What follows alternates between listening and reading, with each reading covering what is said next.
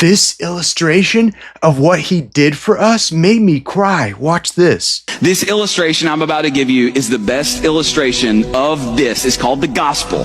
The best illustration of the gospel I've ever heard. Once upon a time in a far off country, there was an ancient king who was known to be simultaneously the most loving and just king who had ever existed. Eventually it was discovered that somebody was stealing from the king's treasury, and because the king was just, he issued a decree.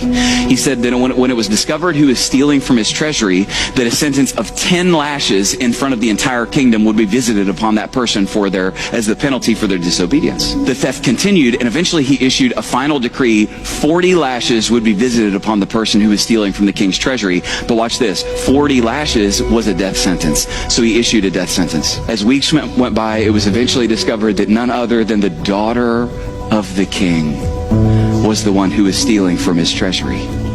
When that was discovered, a question began to ripple through the kingdom. How could the most loving king who's ever existed kill his own daughter? Some people thought that he would pardon her, but then how would he be just?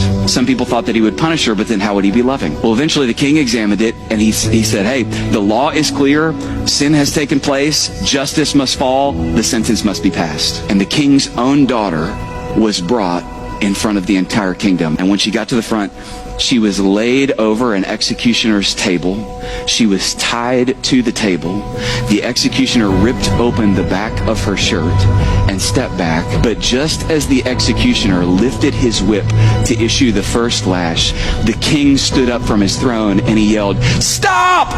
Everyone was in dismay. Silently, the king walked forward, bent over his daughter, wrapped his body around his daughter on the stump, ripped the shirt off of his own back, looked back at the executioner and said, "Now hit her." The executioner objected.